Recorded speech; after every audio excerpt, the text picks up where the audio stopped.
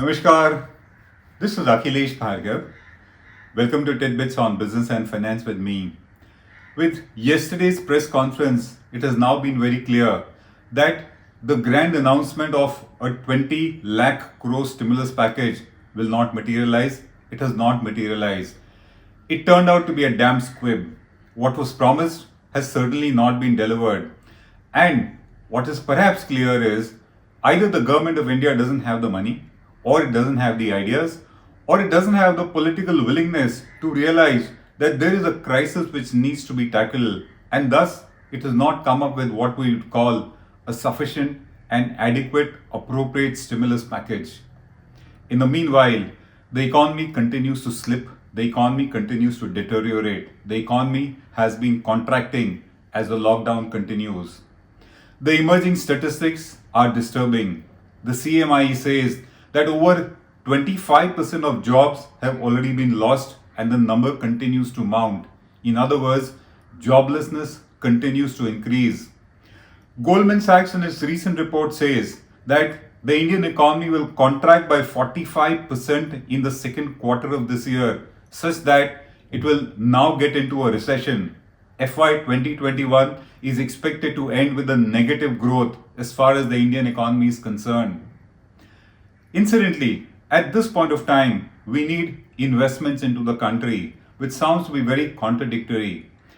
At a time when even domestic investors are not willing to commit fresh investments into India, what is actually now necessary is to try to attract foreign investment into India. And that thought is not baseless. We can put in an effort, we can build a policy and ecosystem such as to wean away investors from China into India. And if foreign investors come to India, you will get the money, you will get the technology, you will get jobs, you will get skills, and you will get global markets also. Thus, despite the slowdown, opportunities are there to attract investors, to attract companies out of China into India. Ironically, all organizations, including IMF, the World Bank, etc., are very clear that the world is headed for a recession this year. And in a recession, it is actually too grand or too imaginary to think that fresh investments will come into our country. But then, that hope for India is not baseless.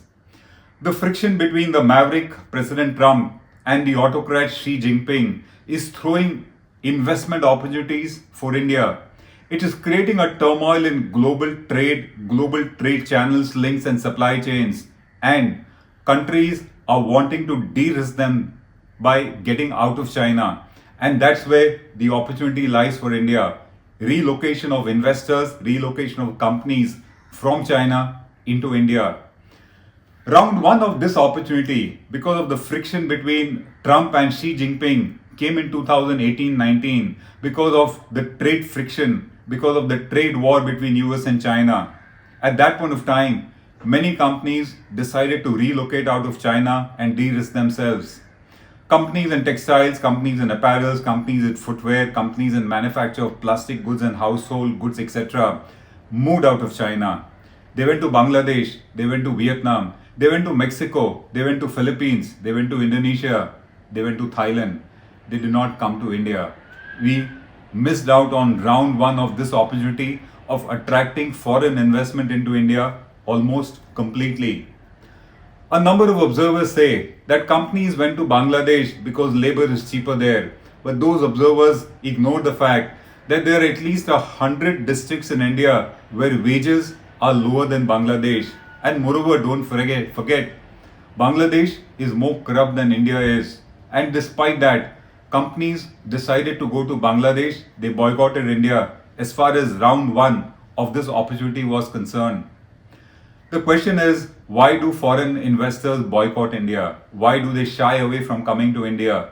There are a number of reasons, but if we were to say so, the primary reasons why people don't come to India are red tapeism and corruption, extortion as we call it, the judiciary being unpredictable and completely uncertain, and unstable laws. Because of this, the ease of doing business is not what it is claimed by the government, and because of these, The entire capital, the entire amount that is invested by foreign investors in India is put at risk. Their entire business is put at risk. And thus, why would a foreign investor want to do that? We saw that happening in the 2G scam in a big way. We recently saw it in the case of Amravati, capital of Andhra Pradesh. What the previous government, what the previous CM had assured, signed on written contracts, was completely reneged by the new CM, by the new government. Why would a foreign investor come to India in such a situation and risk his capital and risk his business? Despite this track record of India, despite this disheartening and discouraging track record of India, according to us, round two is emerging again. And again, there is an opportunity emerging to attract companies from China into India. And round two, as an opportunity for India to attract foreign investments into India, is emerging primarily because of the global COVID pandemic. Countries are increasingly blaming China for this global crisis, and their companies are wanting to move out of China. In fact, nations are giving incentives and support to their companies to relocate out of China. American companies, companies from the EU nations, Japanese companies, companies from Taiwan, Australia, and even China-based companies, companies of Chinese origin, are wanting to relocate out of China. And that's where we have yet another opportunity to attract foreign investment despite the world heading to a global recession. Japan, in fact, has announced a budget of about $2 billion by way of financial support for any Japanese company wanting to relocate out of China. And such a demand for financial support is also being put up by American companies from their own government. The reality is that companies will move out of China to de-risk themselves.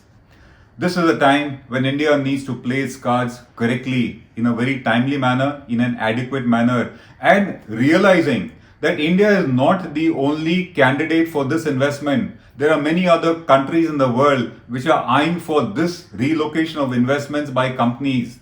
And thus, India needs to play its cards smartly, swiftly, and correctly. The response of India so far has been slow according to us in relative terms and not very clear. What are the responses of the government of India so far in order to attract foreign investments into the country? The first one has been the Productivity Linked Investment Scheme. This was announced in April 2020. Under this scheme, the government accepts that Indian companies operating in India have a disadvantage, and they have quantified this disadvantage to about 8.5 to 11% of their costs. They say that because of India having an inadequate infrastructure, because of logistics problem, because of insufficient R&D, because of insufficient skills and higher cost of finance, companies are suffering and thus they need to be compensated. And under this scheme, compensation is being given based on incremental turnover, and the April scheme has been announced for attracting investments into India for large-scale manufacture of electronic hardware and items, of which cell phones has become the top item. An outlay of 48,000 crores has been put towards the scheme, and the government expects that it will be able to attract foreign capital up to 1 lakh crores, such that by 2025, their turnover in India would be about 10 lakh crores. So this has been the main scheme that has been announced by the government, and as of yesterday, the government is seeking to extend it to other products also. They have announced that they'll be coming up with this kind of a scheme for manufacture of telecom equipment in India, and it could be on further items. So the first one is the PLI scheme, and the purpose is to compensate companies for relocating to India. The second one is the government says it has sufficient land banks. One of the biggest problems that a foreign company faces when it comes to India is how do you get land? Land acquisition is the most difficult thing in the country, and the government says that it has ready land banks of industrial land to the tune of 4,62,000 hectares, and that can be readily made available to foreign investors. The government has tied up with JLL, and as per a JLL report, 22 million square feet of ready industrial land is available for occupation within 4 to 6 weeks. And in case companies do not want to buy the land, they can even rent it in order to bring down their capital investment. Thus, the second measure, the government says land banks are available. The third one, the government says it has pruned tax rates and has made India a very attractive investment destination. Tax rates for manufacturing companies setting up projects in India after October 2019 are a mere 15% and are considered to be very attractive. And finally, states like Madhya Pradesh, Uttar Pradesh, and Gujarat have done away with labor laws, trying to give complete flexibility to employers to hire and fire laborers and workers as they wish. Thus, these are the measures that have been announced so far. Further, it is said that the government is in active talks with companies like Apple, trying to wean away their production from China into India, and reports say that perhaps 20% of Apple's production out of China, or a quarter rather of Apple's production out of China, could be relocated to India, giving India an export boost of $40 billion a year. If that happens, then it would be a major success for the government's initiatives, and we believe that at the topmost level, the government has been talking to the top executives of Apple.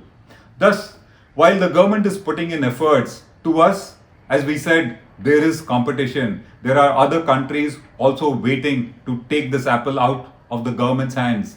A recent report says that Indonesia has already managed to wean away 27 American companies to set up manufacturing base in Indonesia out of China. And the Indonesian president is said to have directly spoken to President Trump and all the top executives of those American companies in order to bring them into Indonesia. It has offered them an industrial estate of 4,000 hectares in central Java, and it is said that apart from the political assurances and apart from assurances of free land for 5 years, the American companies are relocating into Indonesia because of better infrastructure and better manpower productivity. Thus, as we said, India is not alone, but these are desperate times. India needs to attract foreign investors, and probably hoping that this kind of a recession never does come again, this kind of an opportunity also might never come again. We need to get our act together. This is Akhilesh Bhargav signing off till we meet again. Namaskar.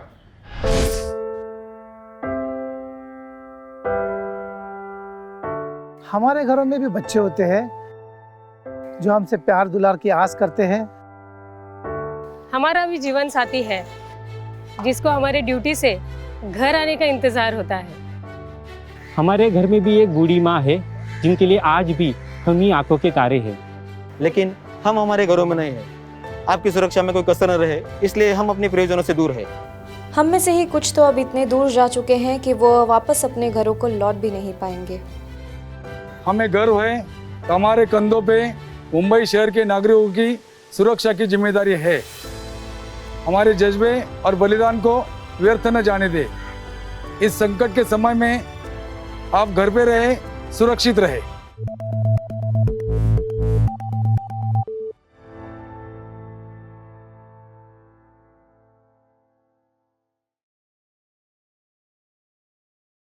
Now be the first to know about the latest updates on our new news app. Go on your Android or iOS, search for HW News Network.